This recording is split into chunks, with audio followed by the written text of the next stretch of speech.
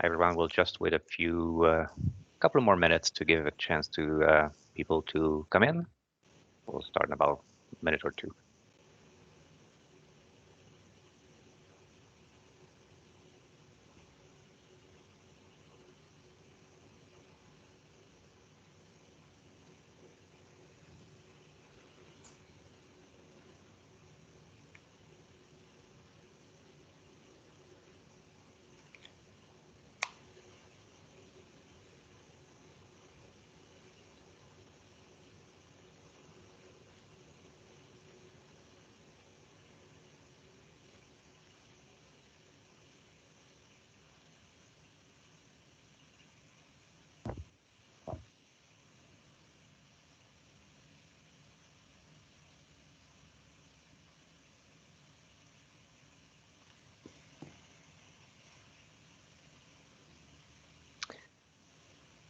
Okay, let's start. So I'd like to take this opportunity to welcome you all for joining our webinar today. Being located in Vancouver right now, I want to acknowledge the Coast Salish nations of Musqueam, Tsleil-Waututh, and Squamish, from whose traditional land I'm welcoming you today. Like if you can take a few moments to just acknowledge the land you're currently being at. And thank you. And the session today is a follow-up of the one we had last week, hosted by Betty. We will be talking about how to cut, contain, and restructure costs in uncertain times. The webinar will be for an hour, a presentation followed up by a Q&A period. So if you have questions during the presentation, just use the chat box and we'll follow that and bring the question after the presentation. The material for this presentation will be available after the presentation. We'll be circulating that to the participants. So without further ado, I'm going to introduce our speaker today, Betty Ferreira. Betty is the founder, CEO, and principal consultant of Restructuring Consulting and Good Casting. She is a management consultant and advisor to boards of directors with 28 years of experience. As a strategist, a coach, trainer, and speaker, Betty inspires social purpose leaders to adapt, transform, and create resilient futures. Betty is the designer and sole instructor of the CPA Ontario Not-for-Profit Finance Leadership Certificate, a founder and producer of the CPA Ontario Not-for-Profit Finance Annual Conference, and a former member of the Not-for-Profit Advisory Committee of the Accounting Standards Board of Canada.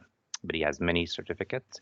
One of them is being Black Belt Lean Six Sigma and has been a member of the Chartered Professional Accountants of Ontario since 2013.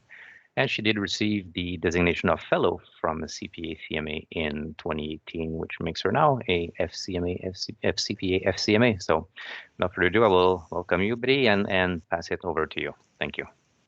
Thank you, Jacques. Hello, everyone. Many of you may not know, but I'm actually a former executive director, CEO of nonprofit organizations. And before becoming a consultant in 2005, I was often hired as a startup turnaround and CEO. And so as a former CEO and as a consultant in this space, I have worked with many nonprofits experiencing crisis and requiring restructuring and organizational transformation. And I believe that there was always one major reason, one major contributing factor that made my turnaround and restructuring strategies successful.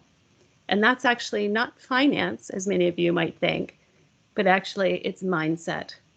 And specifically, the extent that I focused on the solutions more than the problems.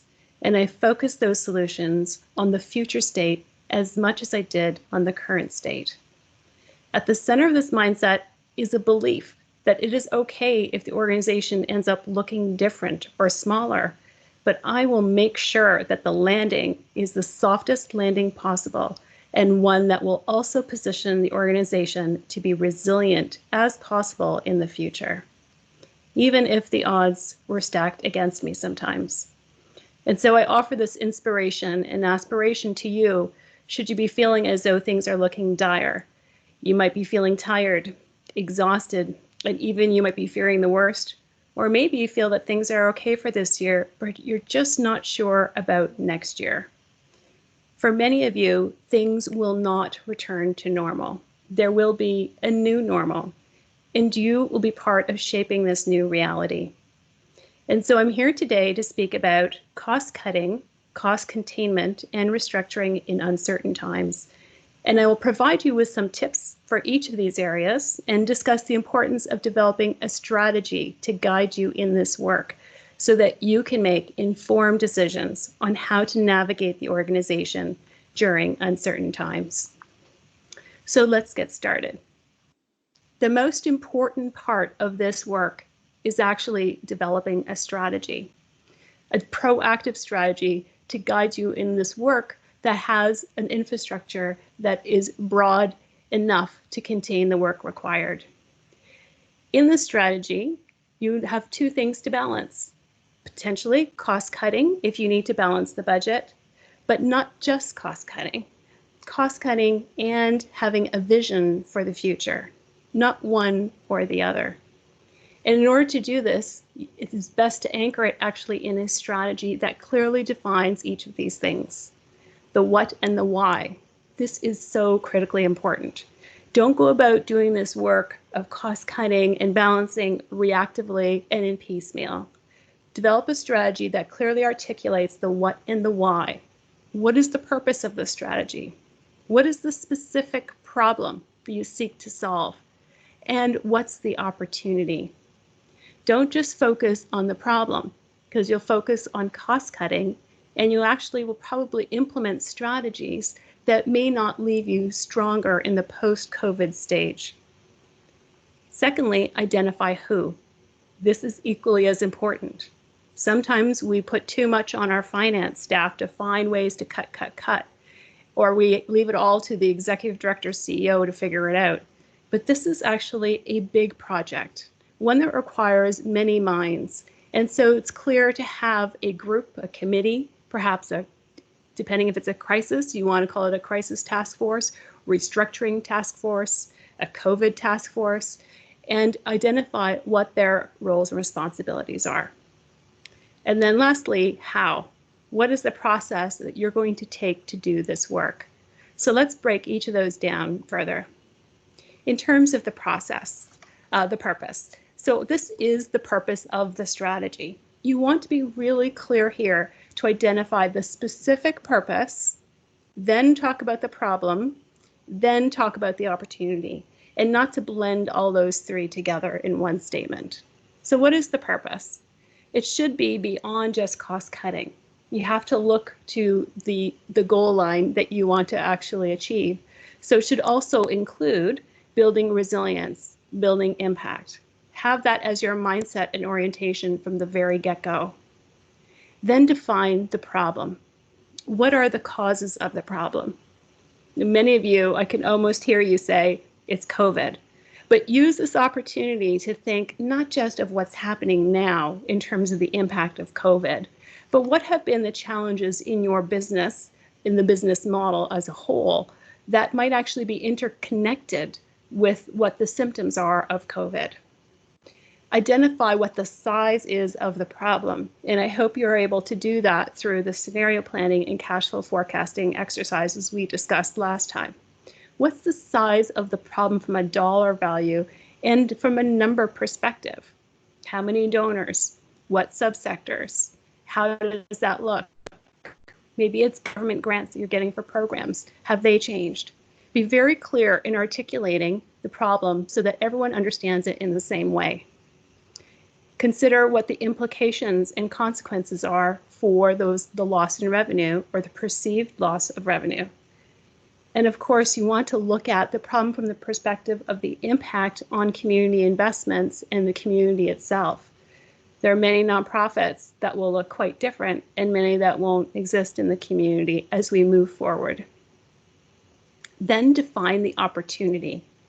This is where you can open up your strategies to define that future state that you are anchoring yourself to. Of course, you're looking at cutting and containing costs, but you're doing it in a way to strategically position the organization to be strong in the future. You want to strengthen the business model. You want to take this opportunity to review the strategic positioning in your products in light of the crisis. So that's a quick snapshot on the what. That strategy part, although I went through it very quickly, is probably where the strength of your strategy is in moving forward, is that it has a very clear identified purpose, problem, and opportunity.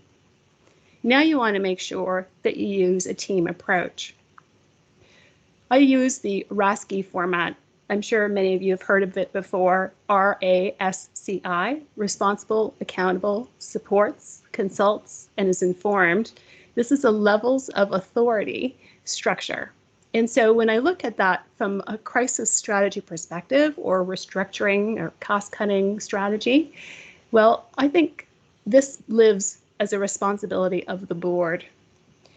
If you have lost or think that you might actually lose more than 20%, chances are the organization will look different. It doesn't take that much to change the internal operations from the back, the middle, and the front end. So even though it's a board responsibility, of course, this is usually delegated to the CEO, but it's delegated to the CEO to be accountable for the development of this strategy. Now, there are quite a few of you online from all different size United Ways. We have Metro Ones probably all the way straight through. And so who actually develops the strategy might look a little different depending on the size, how many people you have, how large the departments might be. But generally, the accountability lies with the CEO. Because there's a lot to do with finance in terms of costs and reviewing agreements and leases, which we'll talk about, the chair and the treasurer should be an integral part of the accountability of that strategy.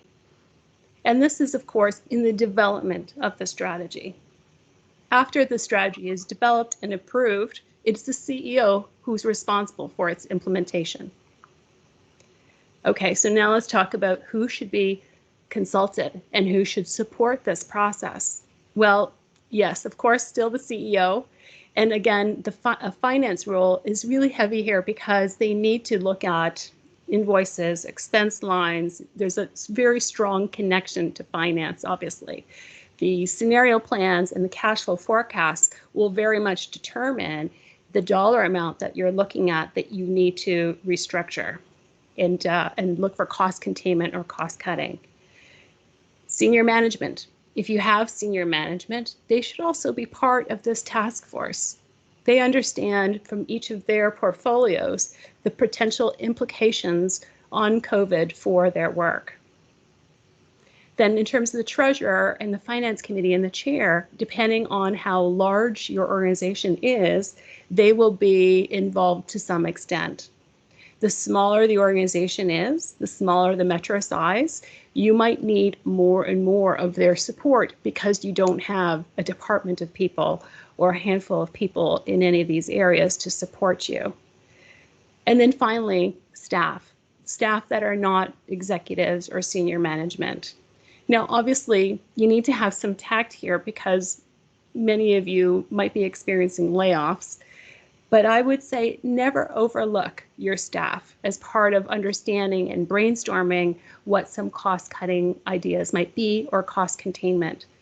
I've had quite a few really great ideas come from staff because they're interconnected with the services, with the programs, with the operations. And you'll find that they'll often say, why is it that we do this when we can do that? You know, or why do we still have a subscription to this or lease that?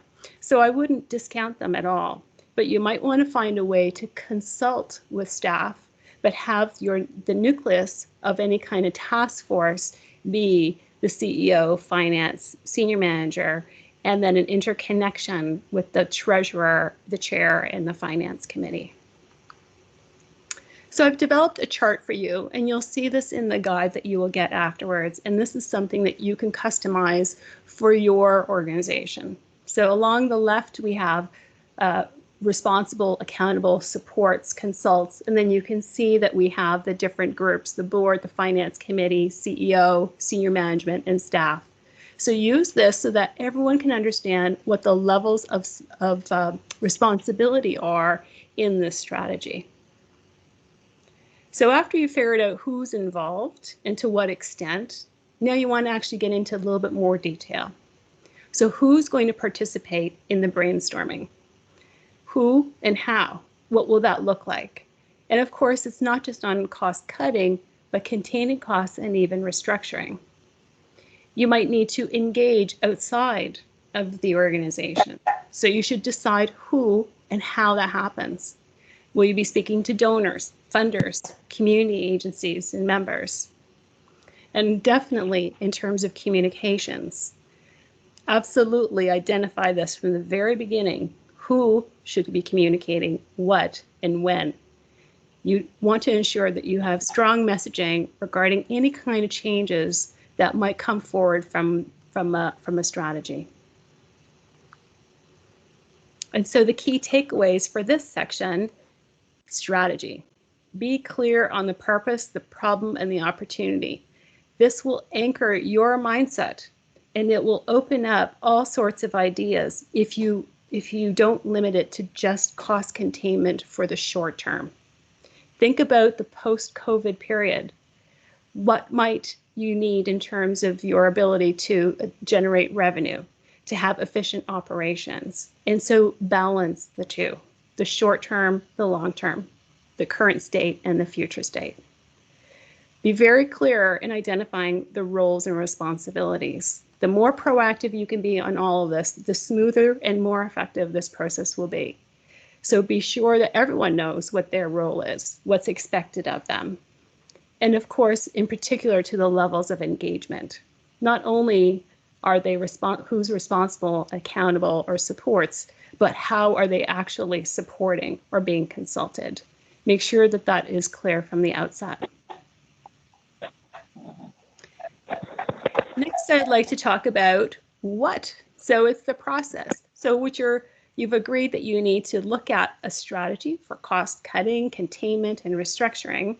So let's look at these 4 areas. And I want to anchor us in terms of definitions and terms. So there really are 4 tools in this area. You're cutting costs, which means you're decreasing or eliminating costs entirely. And we'll talk about each of these independently, by the way. Cost containment. So containing costs is you're just ensuring that they're not going to increase. So you want to contain those costs. Now, we've heard that there's actually a negative inflation rate recently, but we've also heard that insurance, for example, well, they've already flagged that there's going to be increases following the impact of COVID. So it's going to be a mixed bag. So you want to not only cut costs, but contain costs so that you don't have expenses rise. Now, if you're only looking at cutting costs and balancing the budget and just getting through the emergency and the acute stage, you might just limit yourself to just those 2 tools. But again, if you're thinking broader and you're thinking about using the crisis as an opportunity and to strengthen the resilience of the organization in the future, then you would look at investments and restructuring. So what investments do you need to take as an organization or make that will leverage growth given the current COVID crisis? Because this might change or just be a quicker orientation to a new path, perhaps, that you're on, that you might have to accelerate. So there's all sorts of investments. And then again, there's restructuring. You may have to reimagine your products, your services, your operations in a whole different light, in light of the amount of money you expect to be generating, the decrease in revenue, and the new expectations for you moving forward. Okay, so let's get into some of these examples. I'm going to talk now about cost cutting. So this is obviously the harder slide to go through and perhaps the least inspiring. But obviously, you have to eliminate costs associated with any lost revenue, some way or somehow. And that might require modifying staff positions and may even require, of course, layoffs. And important to this, I think, is a little bit of a blind spot that nonprofits often have, is for you to really know what revenue has subsidized other costs. So, for example, some of you might have government funding for 2 programs, and that government funding pays for 1 staff position. But if you lose perhaps one of those government grants, then you obviously have to make up the other half of that person's salary. So that's just a brief example for you to keep in mind, because often in cost cutting, what I see nonprofits do is they cut costs without understanding the interlinkages of what revenue subsidizes different costs. Again, involve staff in cost-cutting ideation. They'll often tell you that, as I mentioned before, why don't we do X instead of Y? Why do we purchase this instead of purchasing that? And so I think it's a really valuable exercise to engage staff somehow so that you can hear from them what perspectives they might have. When I was doing restructuring work as an executive director, and when I consult on this, I tell the finance person, review every single expense line and all the invoices and the contracts. Know to which extent that the expense is required in its current format, or if it's required at all. So it is a little bit of work, but this is where you can find dollars here, dollars there that over time sum up to a good amount that you can cut without having any perhaps impact on your operations. But don't go too crazy with cost cutting. That's the flip side of that. Don't cut costs that enable and protect. Sometimes I see nonprofits do things that they really shouldn't, even though they know they shouldn't.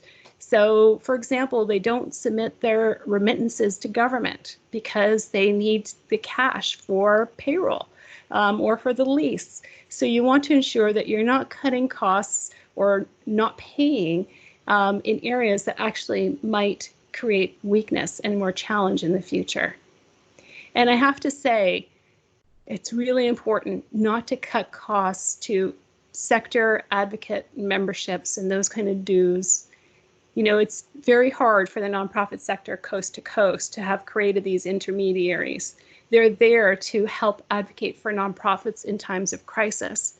And so in times of crisis, if organizations don't continue to renew their memberships with these sector advocates, then they can't do the job that actually helps you in the end.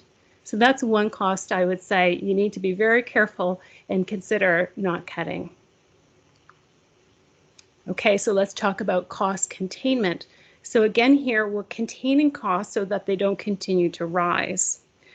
Again, your finance person and that team is going to be very busy. Ask for discounts. Contact every vendor. And yes, every other nonprofit might be doing this as well, and perhaps every other for-profit. But there are organizations out there in a competitive space that want your business more now than ever. So don't say, oh, what are the chances? We are not going to get any discounts from anyone. That's not necessarily true. There are also pooled advisors or pooled discount services, and I hope you're actually participating in some of them. One is the Group Acquisition Incentive Network, so GAIN, the GAIN network, and they pool for charitable organizations and not-for-profits vendors, so you get them at a discounted rate.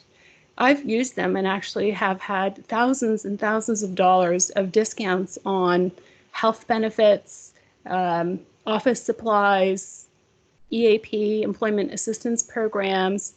If you're in Ontario, the Ontario Nonprofit Network has a similar program where they are working with vendors to pool so that they can provide discounts back to the charitable sector and the nonprofit sector as a whole. So there are opportunities out there to actually ask for discounts, so don't discount the discount. Again, don't cut back on some of these important areas. So, the other things I hear as well, we'll just go for a cheaper insurance package, or we'll get a discount and go to a smaller auditor, or we won't, contact the lawyer and seek legal advice as much as we did in the past. So that's a caution. Maintain your insurance coverage. Ensure that you have quality auditors. They are definitely going to be a partner in a time like this. And definitely don't skip on legal advice, because that could certainly cost you down the line. Okay, so back to costs in particular, analyze all of your purchasing. Analyze leases in particular. These could be leases to post office postage machines, your photocopier, all sorts of leases that you might have. And storage spaces. Nonprofits have a lot of storage spaces because we like paper and we haven't moved everything to the cloud. And so we have sometimes basements and storage spaces filled with filing cabinets that could actually have 10 years worth of information when you only need to retain 7 years worth. So you could go to a storage space perhaps and have 10 filing cabinets, and in a large storage space that you could actually consolidate, carry the amount you're required to under CRA, hopefully move things to the cloud so you can get rid of that storage facility entirely. So there are all certain ways, and yes, it's a lot of work, but if you go line by line and analyze all of your expenses and purchasing and leases, I'm sure that anyone at any given point can find some savings. Now let's talk about selling assets. Some of you might have assets that are not used or underused. So you might want to consider optimizing and selling those assets. Okay, so it could be unused equipment that you have purchased entirely that you could perhaps sell. Here's another one. You can lease your staff. You can share staff. You can second staff. So you might have a staff person and you might have some difficulties perhaps in terms of financially carrying all the payroll, and you could lease out your staff to another agency part-time for 3 months, 6 months, a year, or full-time for a couple months. So be open and think about staff time like a puzzle that you could perhaps lease out. I mean, you may need them yourselves, but find creative ways to think about how you can use staffing and modify staffing roles. The next is downsize office spaces. I find oftentimes that the nonprofit sector, obviously we love location, location, location, but sometimes we carry a really large footprint. And so this may or may not be you, but if it's really large, if you don't need all that space, perhaps you can sublease part of it. If you're coming towards the end of the lease, maybe you can break it and take on a smaller footprint. And some have even considered sale leasebacks. So sale leasebacks are something that, investors are looking at more positively because they know if they sell or purchase a property that they have someone who's leasing it. So consider that if you are really in a dire place and you need to reduce and get some equity in, sale leasebacks can be quite effective. This is also the time to make sure you have strict control of your budget and you're not overspending on those budget lines, because that, of course, can increase costs. So your budgeting as you go into this time period will look different. It's going to take more time. You might need more collaboration on the development of the budget. But when you get to your budget and you have it approved, try as much as possible to not overspend and contain to the budget. Things like keeping overtime under control are important as well. And also really important is thinking about automating manual functions. So use technology to automate functions so you can free up someone's time. Instead of spending it on manual tasks, you can allocate their time to assisting with some of these tasks or modify their role completely. Okay, so that's cost cutting and cost containment. Now let's talk about investing. So you want to invest in areas of leverage. In particular, you want to find some quick wins. Many people refer to these as low-hanging fruit. So what's the low-hanging fruit or the areas of biggest bang for you, even if that big bang or the return on investment is in the future? What areas, what competencies, what technologies, what strategies do you need to invest in to have that leverage in the short, intermediate, and long term? And I refer to technology. Technology is our friend and increasingly affordable for the nonprofit sector in all different ways.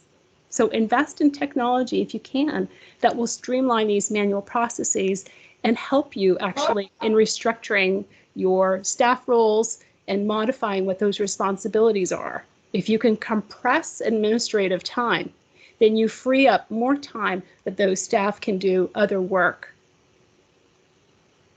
Of course, you're all thinking about shifting or increasing fundraising and revenue generation, but maybe COVID has actually inspired you to shift or increase it in different ways. Engage donors and the community. So that's another perspective I would always say, that nonprofits are a little shy sometimes to have others know what's happening within their entity. But done well, you can engage donors in the community, and they might be able to provide you with good ideas. They might have offices that you can lease. They might have discounts that they could offer, like whatever, it might be. So consider that tactically, how you can engage donors in the community to support you in a restructuring effort. I'd also say it's important to invest in training and coaching.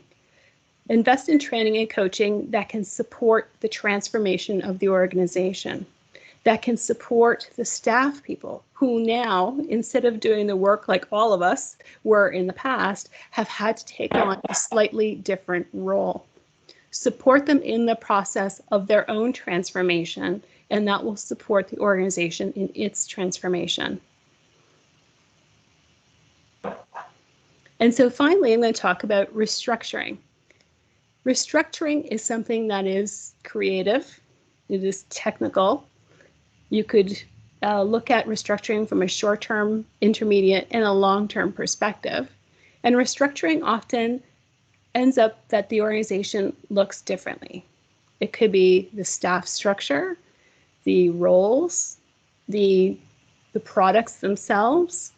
It could be the front office, the middle office, the back office. So restructuring could be any of those things or all of them. And so in restructuring, what you're looking at is the strength of your business model. You're reimagining staff roles, your spaces, your products, how technology can support the resilience.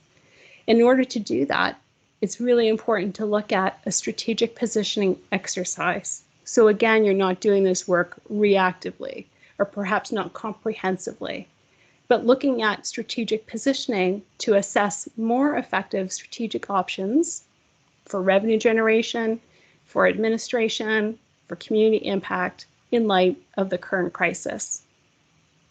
And of course, I have to mention integration and collaboration. I mean, you as a network could be connecting and interconnecting more as a support group right now, and to think about even ideation together.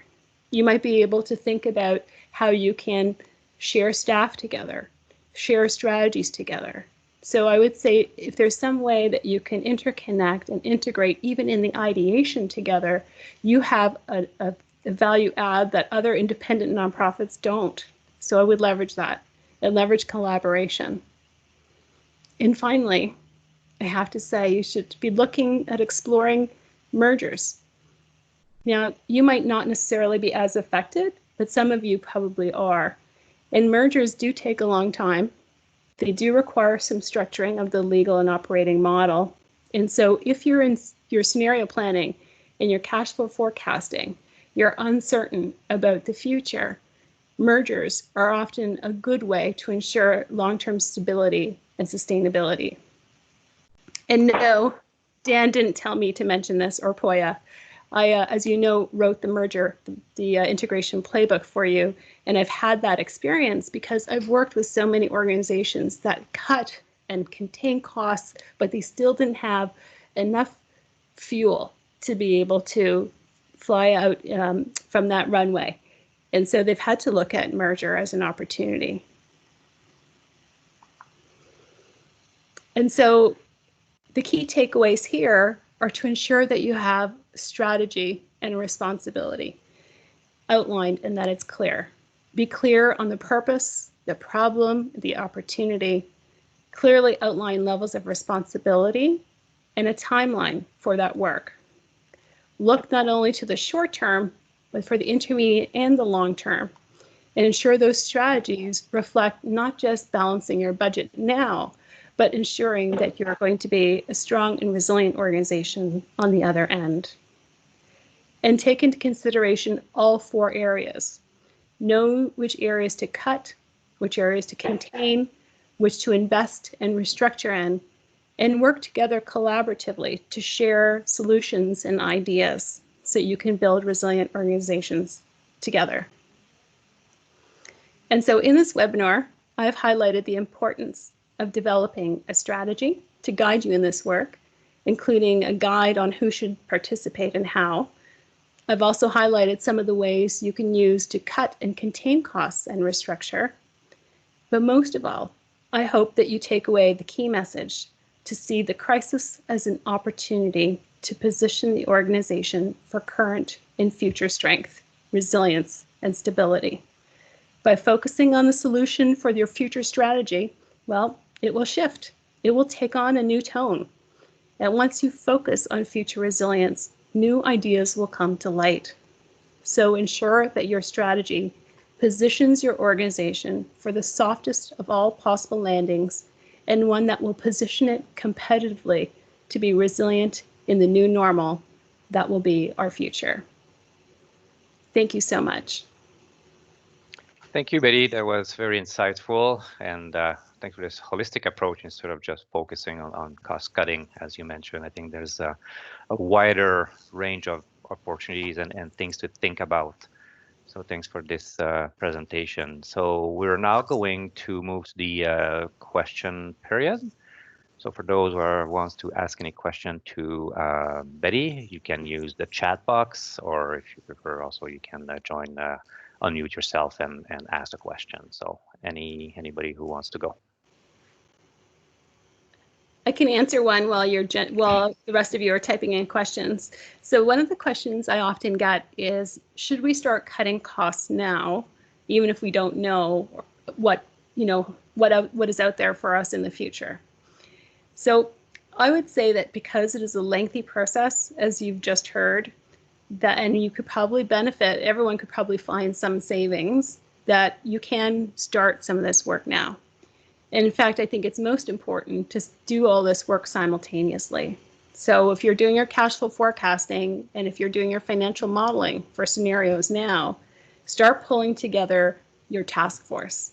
Start identifying the purpose, the problem, the opportunity, and who's going to participate and what their levels of engagement are. If you do those stacked and simultaneously, then hopefully you'll get to the point where you'll have some information and you can start actually building what that restructuring plan might look like.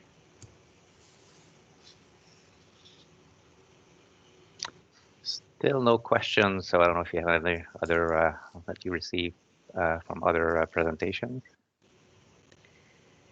Yeah, I think that, some of the questions really are that people, or the findings are that people are worried about doing cost containment work until they're sure, until they really know what the future is like. And I know that everyone's exhausted and doesn't want to take on more work now, but I think we know enough that this crisis is unlike others. It's going to have widespread impact. And the nonprofit sector are sometimes impacted at a different pace than the for-profit sector. So sometimes we're actually shielded from the immediate blow in some respects. But then actually following the emergency, when a lot of other for-profits have rebounded, then we find that actually the nonprofit sector is affected. And so it is hard to look out strategically, but I think we can all agree that the new normal will be different, and the revenue is not necessarily going to be the same as it is now. And I'll just add in another factor is that sometimes the emergency response by corporations could actually disorient nonprofits, because they might feel that there's more money coming in and there's more of a realization of the importance of the sector because all this money is coming in, so they feel that things are going to be okay. But actually, what we're seeing, and in studies in Australia and otherwise, that there is, yes, this big rush right now for the emergency, but it's not necessarily that individuals or corporations are looking at increasing their giving in the post stage. It's a natural reaction for people to push in money to help the crisis, but everyone is looking at recovery and stabilization. And so this might mean that there's going to be an impact in terms of the ability for individuals and corporations to give, and governments. And so there could be a delay in terms of that hit, and it could be hard to see it. It could be deceiving at this point in time because of the push of money that has come in during the emergency stage itself. Thank you. So we don't have any questions, so I'm guessing that your explanation were very clear. And in any case, if people want to think more about that, of course, we'll react when we circulate the material. Feel free to contact either Betty or I for additional question, and we will follow up with all of you. So stay tuned in terms of receiving the information.